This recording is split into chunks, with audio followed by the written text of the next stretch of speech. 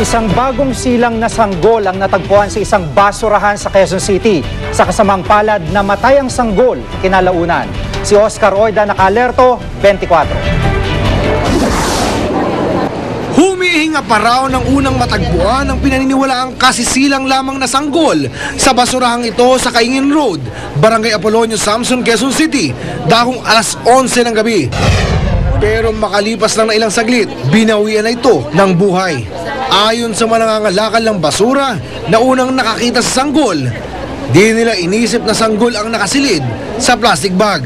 Kaya dito sa basurahan, nangangalkal ng kalakal. Nakita ko sa plastic yung bata. Nagulat ho ako kanina.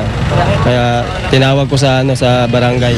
Ayon naman sa mga nakasaksi, iniwan daw ang iplinastik na sanggol ng dalawang babae na bukod sa hindi raw taga roon, ay kahina-hinala pa ang mga kilos.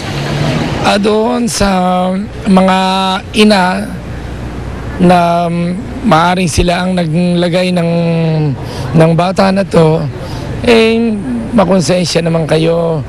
At tayo naman kung may nangyayaring ganito na kayo yung mga anak na walang ama o hindi nyo kaya, ang barangay at ang ating Quezon City Government sa pamagitan ng Social Services Department ay matutulungan kayo. Dito lamang Disyembre, hindi bababa sa 4 na insidente ng tinapon na fetus ang naiulat ng GMA News. Oscar Oida naka-alerto, 24. 4 na mangingisda ang nasagip sa Palawan matapos magpalutang-lutang sakay ng bangka sa loob ng 3 araw.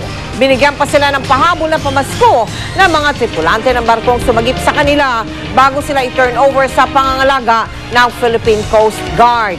Sila ang tinutukan ni Jay Taruk. Pumalaot ang mangingisdang si Rolando Manduya at 3 pang kasama mula Agutaya sa Balabac, Palawan noong 1 linggo. Di naman daw masama ang panahon noon, pero nagkaroon ng aberya ang kanilang bangka.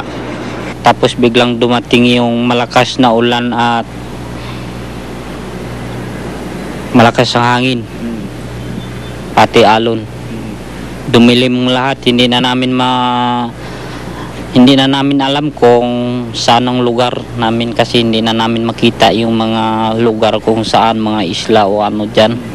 Dumiskarte na lamang daw si Mang Rolando dahil huminto na ang makina ng kanilang bangka at nalito na sila sa direksyon kung saan kukubli. Ang inisip na lamang nila, manatili sa bangka at maghintay ng saklolo. Halos hindi nakatulog ang 4 na mangingisda sa magdamag na paglilimas ng tubig mula sa kanilang bangka. May 3 araw na sila sa laot nang dumaan ang barkong MV Aspen Arrow. Patungong China ang cargo vessel mula sa Iran para maghatid ng iron ore. Pero di na nagdalawang isip ang mga crew ng MV Aspen Arrow at agad nilang iniligtas ang 4 na mangingisda. Nung una, parang hindi sila pinapansin ng mga barko.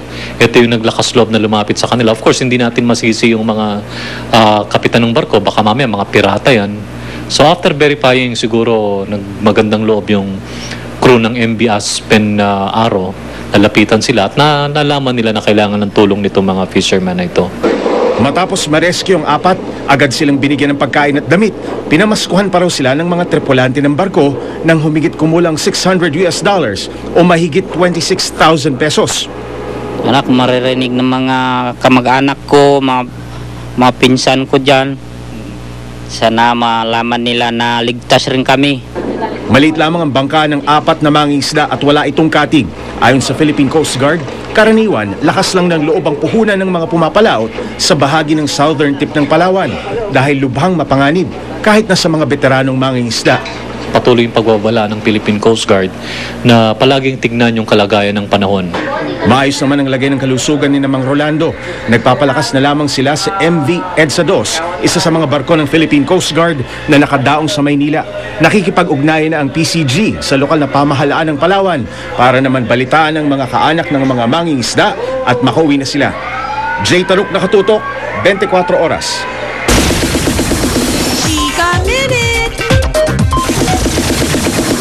Naisukat na ng Kapuso Twin Star na si Luis de los Reyes ang kanyang magiging buntot para sa Telefantasyang Alakdana. Sa sobrang tuwa, binigyan pa nga ito ng pangalan ni Luis. Ang chika mula kay Aubrey Carampel.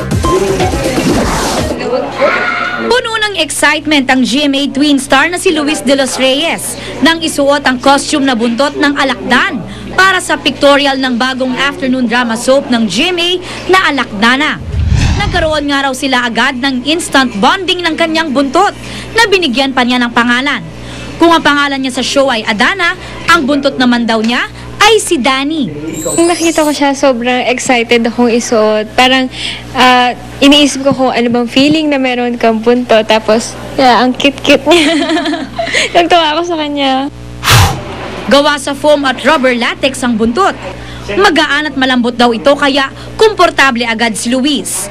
Sa show, hindi naman daw palaging nakasuot sa kanya ang buntot. Pero lumalabas daw ito sa ilang piling pagkakataon. Pero hindi naman daw dapat katakutan ang kanyang karakter na si Adana. Mabait si Adana. Sobra. Tapos yung buntot niya, hindi niya sinasadya.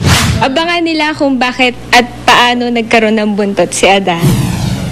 Tatlo ang leading man ni Luis. Ang bagong artista na si Alden Richards, si Paolo Abilino at si Richie Paul Gutierrez. Goodbye ng araw muna si Luis sa mga teeny bopper role.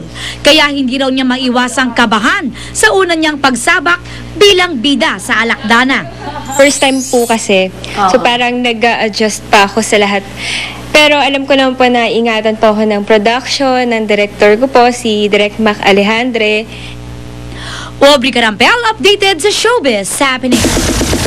Sa pagbabalik ng Chika Minute cast ng pinakabagong telefantasya na Dwarfina, excited na sa kanilang pilot episode ngayong gabi. Tutukan niya.